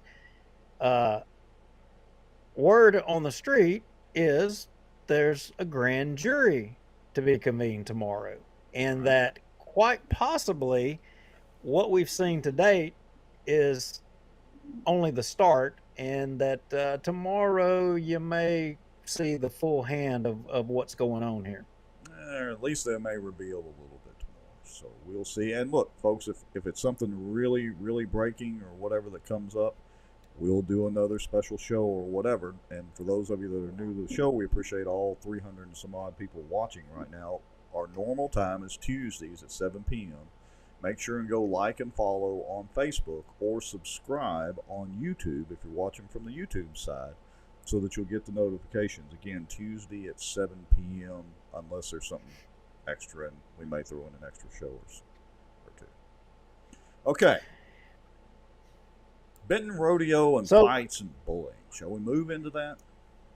Yeah, what could be wrong with a rodeo in Benton? I mean, you got the Boss Man Riding Club and all them, they got shut down because I think they were going to be too rowdy, or, potentially be rowdy, right? Or problems. Yeah, there was some drinking going on and that sort of thing, and made a lot of folks nervous and whatnot. I can't remember, did Boss Main, I think they had a shooting or two, not in Bossier, but it seems like it was DeSoto Parish or wherever it was. I think they had a shooting. You can correct us in the comments. Anyway, either way, there were some issues. Well, so they were going to have this riding event and all this kind of stuff, and it was kind of like the kibosh was put on that because, hey, it's probably going to get out of control. Well, and if I remember correctly, the rodeo in Benton was used as one of the examples of how something should or shouldn't be. And yeah, I seem to remember that as well, but apparently that's not the case. Let me try to scroll down. So where I got wind of this was in the Benton LA Town Happenings Facebook group, and they were talking about this rodeo. Let me see if I can scroll down. Let me see if I can get these comments pulled up here. Give me just a second. Let's see. I don't think I put a link in the yes, I did. Okay. All right. Give me just a second. Bear with me, and I'll get this pulled up. All right, here we go. Yeah, I'm not sure that is the correct link, but we can go there anyway. Yeah, that's the one on the other happening there. So let me go down and let me find this one real quick. So go ahead and basically what happened, if any of you were there, feel free to share information in the comments if you'd like. But apparently at the rodeo, there were a bunch of kids partying, fighting, drinking, and then some parents got a little loud, and then the cops got involved, and it was just kind of general chaos. Is that pretty much it? And you had one mother or a parent or somebody that was, I think trying to corral everybody, and then all of a sudden everybody was like getting mad about this one parent or mother or whatever who was trying to corral everybody or being extremely loud about trying to shut down everything. And, it was kind of like everybody was eating their own. Yeah, to say the least. And I am struggling trying to find this one. Oh, here we go. All right. Here we go. This is it. Stacy in Rigsby. I got it. Give me just a second here. All right. Let me go to screens. All right. Here we go. So this is in the Benton, Louisiana Town Happenings group. It is a private group, but there's thousands of people in here. So apparently they don't have a problem with sharing stuff. This post says, if you have a teen at the Benton Rodeo and it matters to you, you might want to make sure it ain't one of the ones openly drinking, smoking, fighting, and all around acting like a bunch of idiots. Next are going to be kung fu fighting. I am talking about good-looking kids, tall and athletic-looking kids in nice, newer, and new vehicles out here at a family event, out and out acting like a bunch of fools. I am disgusted. Is this Benton's finest? Are these the kids we were raising? Bunch of mad emoji things. Emoticons. Yeah, and of course, people started weighing in and losing their minds. I mean, it was on after that point. Yeah. And, I would say rightly so. I mean, if that event has digressed to a point to where you've got kids openly drinking and doing all that stuff, I mean, and I don't know. I mean, it kind of segues into the next part when we start talking about the bullying going on in the schools. And it goes back to the original thing we were discussing about society in general and social media and where things are going. I mean, and if you go to the general Benton Town Happenings page, there's another post that a gentleman made that goes to this point as well. We'll segue this, Rex, into the bullying thing. But if you can go to that and find this guy's post, and he's talking about what all of us when we were growing up. I mean, what are all the things that we did? That there were a lot of things, and look, some folks brought this up in the commentary and all that. Typically, we didn't do that kind of stuff, straight out in the middle of a public family-oriented event, because most of us were, worried that our parents were going to stick a literal foot in our rear ends. That's right. Absolutely. I mean, honestly, I didn't party that much in high school at all. I was fishing most of the time. But, even the parties I went to, we were out in the middle of nowhere where generally, there was much less likelihood of something being permanently damaged or somebody getting permanently hurt. And we just tried to avoid where our parents were going to be. But correct us if we're wrong, folks. According to the reports, this was right out in the middle of the public event.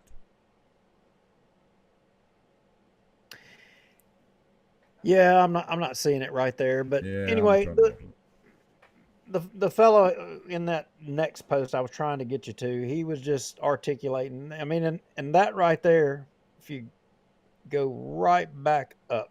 Right back up. One more right here. All right. So, well, that's not the post I was looking for, but that is, I guess that will be our segue into this next part of the show. And when we finish this one, I guess we will kind of close out the show after this one. But, I think, I don't know. This is a hard one to kind of talk about, bullying in schools and where we're at as a society. And, at the point to where kids are feeling, that they don't have any options, they don't have anywhere to go, they don't have, and a lot of people are pointing fingers at the schools. You know what? Maybe the schools deserve some blame, but I would contend that parents deserve some blame too.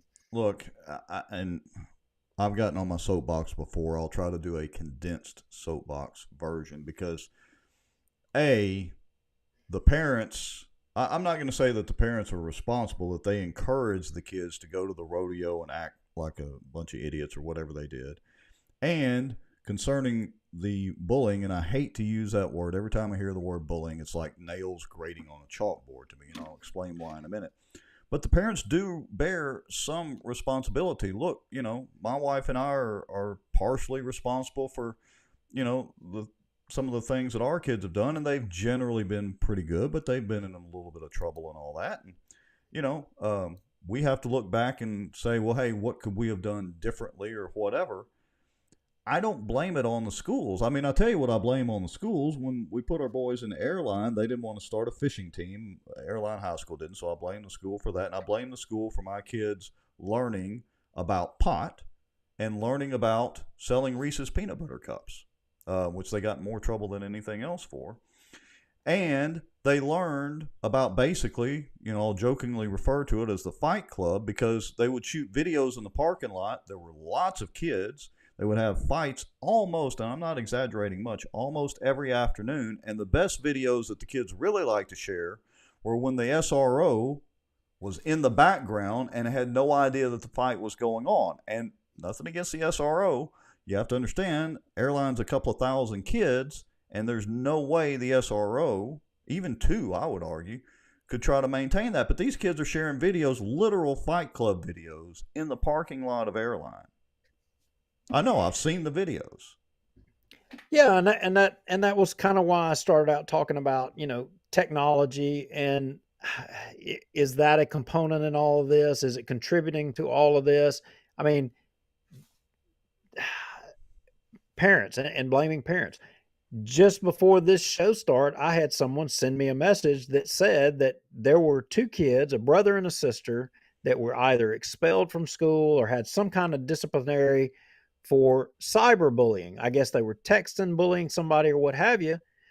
Well, these parents literally got Ron Machota and are suing the school board. Well, and look, I'm sure they're suing the school board. Okay, now tell me if that one's right. I mean, but then the flip side of that is somebody may say, well, what gives them the right and the training and the education to determine what is bullying? Who determines that? Well, and that's the problem with the word bullying. I mean, everything is thrown in as bullying. And let's face it, folks, and I'm probably going to step on some toes here, and we'll probably get some hate comments. Oh, we're going to make some folks mad. Look, folks, every time a kid gets picked on, and I'm taking into consideration the recent event, with this young boy committing suicide or taking his life or whatever. But just because somebody gets called a name every once in a while, that's not bullying. All right? It's just not. That unfortunately, is part of being a teenager. And if people think that we can stop all of that with teens as their hormones are changing and they're trying to figure out their space and place in the world, y'all are absolutely crazy. You're never going to stop all this. But what you have to do is, I'll give you the rule that I gave my boys. We have 3 boys. So I gave all 3 of my boys the same rule. And my wife did as well. You don't start a fight, especially, if you're picking on someone. Because if I find out or your mama finds out, I literally would and have beat their rear end at home. And we were fortunate that our boys never did that. We also had a rule that, look, if you get in a fight in school and you're defending yourself or you're defending someone who can't defend themselves, I got your back every time, and had to do it a couple of times at school. Had to go down to the principal's office and have the meeting with the principal and the guidance counselor and the school psychologist and psychiatrist and, all that sort of thing. So we had a very simple rule. Well, hey, I want to correct something because I made a mistake right here in what I articulated because I misunderstood what was communicated to me. So the individuals, the brother and the sister that were arrested for cyberbullying, their parents were not the ones that got Ron Machota, but the family, of the kid who was bullied retained Ron Machota, and he's handling the case on behalf of the family of the kid that was bullied, and suffered the consequences. Well, and let me throw this out there too. We all make fun of billboard attorneys, and, while Machota doesn't really have that many billboards, he really doesn't need to. We all like to gripe about lawyers. I'll say this. If the school or any of these school administration, whether it's a principal, vice principal, whatever it was, if they were aware that this kid was getting picked on, and I'm not saying this happened this way, but if they didn't do something about it, or take some sort of action, then maybe the parents are justified in hiring Machota. I mean, I have no idea what the case is in this scenario. I'm just throwing that out there.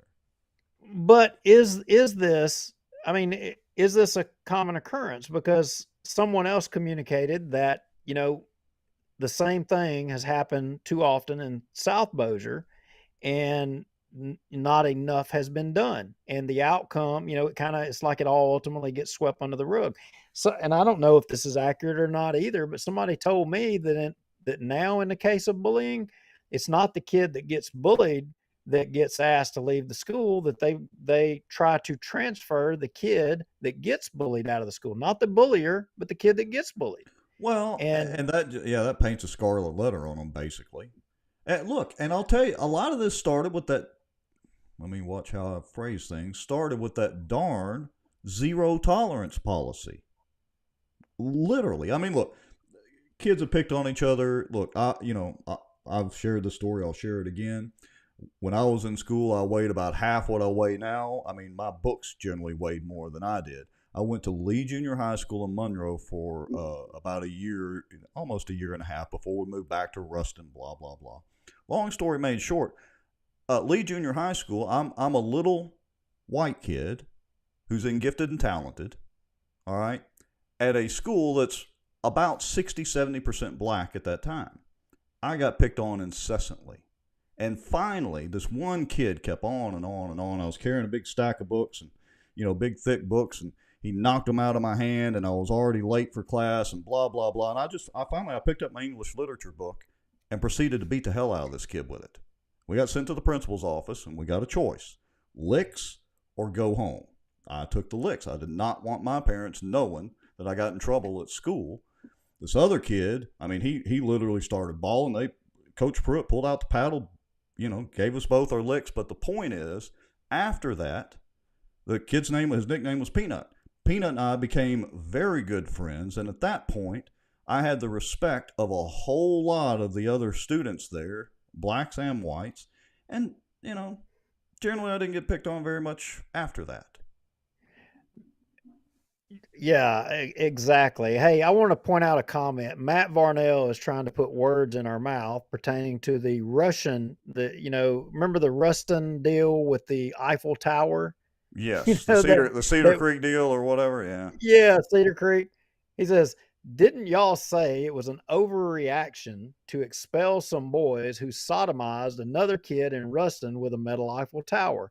Now I'm wondering, how did we get to the point to where Sunday night we had 500 something people. Tonight we had over 300 something people watching us, and would even give us the time of day if we were in favor of kids sodomizing other kids with a toy. Well, here's In the cool. in in what planet does that make sense, Rex? Here's Explain the that to me. well. Here's the cool thing, young Matthew. Uh, every show we've done is still posted, so you can go back and see what we said about that. And no, we didn't say it was an overreaction. Now, I did say it was a little suspect based on the videos of whether they were, and folks, it's going to be a little crass, but whether they were able to shove the particular Eiffel Tower that was in the video up this kid's, sorry folks, rear end, because the kid would literally be crippled now.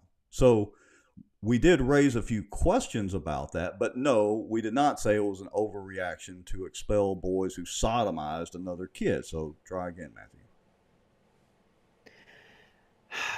Man, the ridiculousness that comes out of some, I just can't believe it. So I got to tell you, my 2 cents here. I mean, Yeah, hold on a second.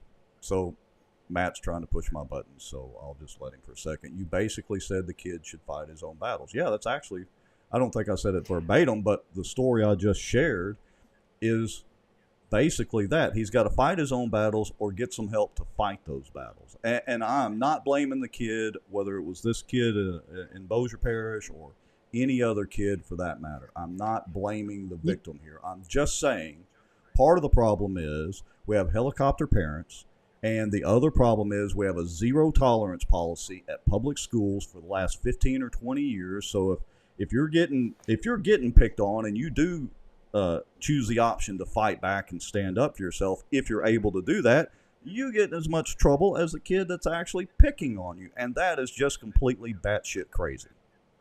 that's right. And in my house, I can tell you, my kids, they've got a rule, and my rule is that if you get picked on by any kid or whatever, you have my permission to just bust them in the nose. And if Bingo. you see another kid being bullied or picked on, and you don't stand up for them, you're going to face my wrath if I hear about it. And I think that's part of the problem, Rex. Parents today are not teaching kids to look out for other kids and to look out for themselves. Somebody else is going to do it for you. All this freaking victim crap, bull crap. We need to start teaching these kids to be tough.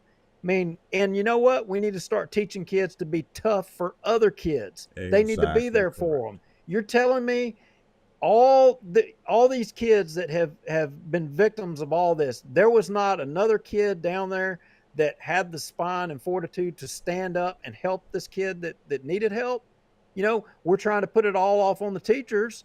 I mean, the teachers can't be there all the time. The truth of the matter is these kids are smart. We were smart as kids. Right. I could skip school and go fishing and hunting, and nobody freaking knew about it. Yeah, we had our fights in the parking lot by the cemetery at Ruston High. That was the go-to place to fight because the teachers weren't there.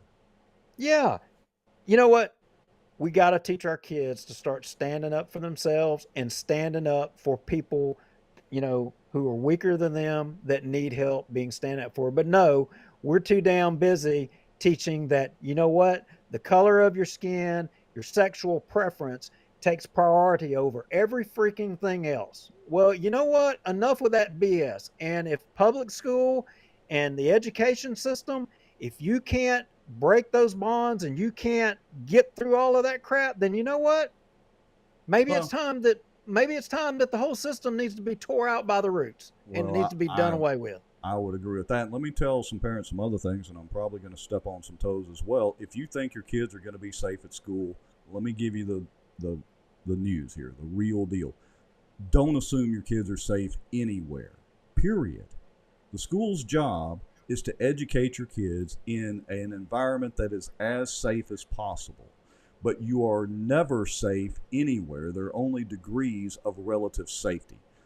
Folks, you need to teach your kids, and I'm not saying anybody in particular in this audience, and again, I'm not victim blaming any of this young boy that took his life or whatever, but you need to start teaching your kids, just like Duke said, to stand up for yourself and stand up for others wherever possible. And that will put an end to a lot of this. Look, it's been going on forever, but it just seems to have ramped up. And I know we have social media, and so we see it more, and so we have a perception that it's happening more. But based on my kids' experiences in schools, it does seem to have ramped up more in the last 20 or 25 years. And again, I would argue because of the zero tolerance policy and the helicopter parenting that, oh my goodness, little Johnny and little Betty Sue, if they get one little bump on their skin or somebody says one little name to them, that it's the end of the world. That's when a lot of this seems to have ramped up. I could be wrong. Tell me in the comments.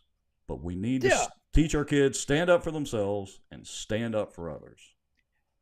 I agree. Not enough people. I mean, and the next thing you know, it's going to be, we're going to get banned because we're promoting violence or whatever. Right. But the problem today in society is not enough people have been punched in the jaw or know what it feels like to hurt because you spouted off your mouth or you did something wrong and you suffered a consequence as a result of it. If we had more consequence for our actions in society today, I mean, there'd probably be less problems.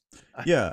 And again, I want to be crystal clear. I'm saying that if more people and more kids and more parents and more administrators were following the things you and I are on our soapbox right now, maybe this young man would not have been picked on, at least to the point where he felt it necessary to take his life and, cause so much grief to his friends and family members and the rest of the community. So I want to make sure that we're crystal clear on that. All right, I'm off my soapbox for a minute. Yeah, I got to stop. My blood pressure's up. Yeah, exactly. So, Matt, we appreciate your comments. Well, wait a minute. No, I'm not done. No, I'm not done. Go ahead. No, I'm not done. Because when we were thinking about this subject, and this is kind of all hot off the press and coming. But here's something else. I seen it was on Benton Happenings, and they were talking about this situation, and now everybody's organized and wanting to go to the school board meeting now. Right. Hold on. I got to address one more comment. So hold that thought for a second. Young Matthew says, this whole cartoon version of fighting at the playground and making besties with your opponent doesn't encapsulate bullying. Well, it probably does in every case, Matt, but again, I will give you firsthand experience. When we moved to Ruston and I started attending Ruston High, there was this guy, and look, he lives here in Bossier now. He jacked with me incessantly. I can't tell you how many fights he and I were in the parking lot of Ruston High School. I mean, we just scheduled the fights and went after it. Fast forward, I graduated in 89. Fast forward to just about 5 or 6, maybe 7 years ago, I was in I was in Lowe's in Bossier City. Guy walks up to me and goes, "Hey, Rex, how's it going?" I looked at him. I didn't really recognize him because we've aged since then. And I'm not going to share his name, but he said, I'm so-and-so. Don't you remember? I said, "Oh, yeah, I remember. And we ought to get into it right now out in the parking lot as adults." And he just looked at me. Well, fast forward again. South Bossier luncheon. Same person came up to me, shook my hand, and was hanging out with me because I was there videoing the South Bossier luncheon. So, Matt, I'm not saying that happens every time, but I'm saying if you stand up for yourself or you teach your kids to and instill those values and for them to help others, that will help stop at least some of this. So again, don't try to put words in our mouth. Yeah. And you know what? I'm glad that people are wound up. And I mean, there was a mutiny on, Benton Happenings wanting to go to the school board meeting. Well, you know what? I mean, this isn't the first time that there's been an incident. Right. Why no, it's far from the first time. Just a few shows ago, y'all with sensitive ears, hold your ears here. we were bitching about people not running for school board. Now all of a sudden you have an incident and it's tragic, it's sad. I mean, I mean, the kids that were friends with that kid and the family, I mean, I'm heartbroken for them. But, now people are going to get wound up after the fact. Is that what it takes? It takes for an event for you to want to get to the school board and demand something? I mean, come on. Yeah. It's being reactive instead of proactive. Look, it's what we gripe about all the time too. The city council meetings, the school board meetings, nobody goes unless there's a train wreck to see. You go to be reactive, generally not proactive. And unfortunately, the same things happen a lot in school. Now, look, I'll also say this, that a lot of times, and I have no idea in the case of this young man, but a lot of times kids keep this from their parents. I never told my parents. That's right. I didn't tell my parents. And Cassie Rogers, look, we're not saying that there's not. I got to tell you, I would feel confident that there probably is more to it. Absolutely. And I don't know. This thing keeps happening. It's happened in South Bossier. And here we are. We've got this situation happening again. Right. I mean, right. I don't know. Let me present this question out there to everybody. Matt, everybody else that's commenting. I mean, we still got over 200 people watching. What is the solution, folks? I want to hear in the comments. What is the solution or the combination of solutions? Everybody talks about it. We got to do something. What is that something? Because I can tell you specifically one thing to do that will help. So what is that something, folks? We got to do something. What is it? Well, I know what my kids better be standing up for if they see any kid getting bullied on, and Lord forbid it's going to be warm on their ass if I find out they're the ones doing it. They, whew. Yep, we're the same way. Even now, our boys are over 20 years old now, but we still have the same rule. If we're out somewhere and somebody's getting picked on, hey, if they can't stand up for themselves, you better jump in. All right. So now that our blood pressure's up, I don't know where else to go tonight. Mark Smith, Moncrief Lowry, 2024. Good grief! What for? Dog catcher and co-dog catcher? Yeah, that would be a political promotion. Oh, hey, this is a complete diversion from what we're talking about. I got a letter from Kyle Ardwan's office. Really? And apparently they still think that I'm on the Board of Election Supervisors, I guess. And did you know that they have raised the, well, it's not really salary, but the amount of money that are paid to the Board of Election Supervisors from $50 a meeting to $150. Wow. Yeah. So anyway, if you want to, oh my gosh, Matt Varnell, are you kidding me? He's a drama. Are you kidding me, Matt Varnell? He's so full of drama. He should start his own Facebook Live show. He should start his own show, his own live show, and he should spill out all of his ideas to everybody. I mean, he should tell everybody what he believes on every issue and just spill it out there. Do it publicly. Yeah, do it publicly. Yeah, that's what I think. I agree, 100%. Monica Hudson did mention the plain dealing water. We do have some to talk about that, but we're almost at 9 o'clock now, Monica, so I think we're going to kind of skip that tonight. But we do have some pictures. We've asked for some more people to share some information with us because apparently the plain dealing water looks about like the water in the ditch out there in my front yard after it's been raining. I'm not even sure I would wade in the water, and they're having to bathe and cook with it. At least some of the residents of Benton are. So if you know anything more about that, share some information. Mark Smith, y'all have all the answers. You're preaching to get involved, but you're not. Hey, Mark. Really? Interestingly enough, we're not anonymous profiles, and we are out here initiating conversations. So that does count as something small, but it does count. An Unlike, anonymous person. unlike an anonymous person who hides an behind anonymous. a fly. Yeah. Come on, Mark Smith, show yourself. Get If him you really involved. got ladies, hold your ears for just a second. You know, Mark, if you got a set of nuts, show them. Come on out publicly. Come out of the closet. It's okay. We won't make fun of you. You know. All right. Mark Smith. Wow, he was on such a roll. He was complimenting us, and then he just cuts our legs out. I mean, it's like he connected with Matt Varnell or something. Good grief. And now that we've run off all of our new viewers by, you know, telling their kids they should fight and saying a few expletives and all that, it's been an interesting evening. What an evening. What an evening. Yeah. I mean, well, I'm thankful for everybody that's been on the show watching tonight. We're going to continue to dig and pass along information that's passed on to us.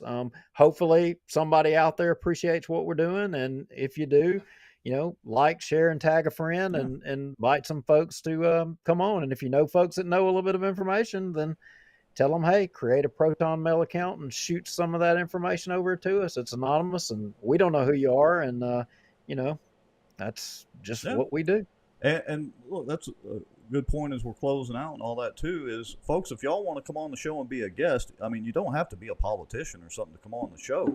If you got something interesting and you want to come on the show with us, you know, let us know and we'll talk about it with you and all that, and be glad to have you on the show.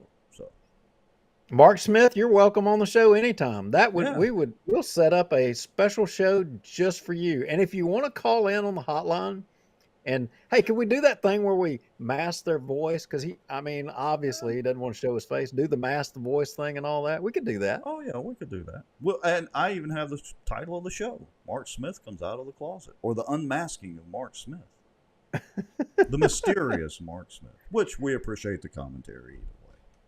Yeah, we do. It's fun. Matt, we'll have you back on one day. You've already been on once. We'll have you back on one day. So, all right. Anything else, Mr. Lowry? That's it. We're done. Thanks for watching. See y'all next Tuesday, unless there's a special show. We're out of here, folks. Thanks a lot.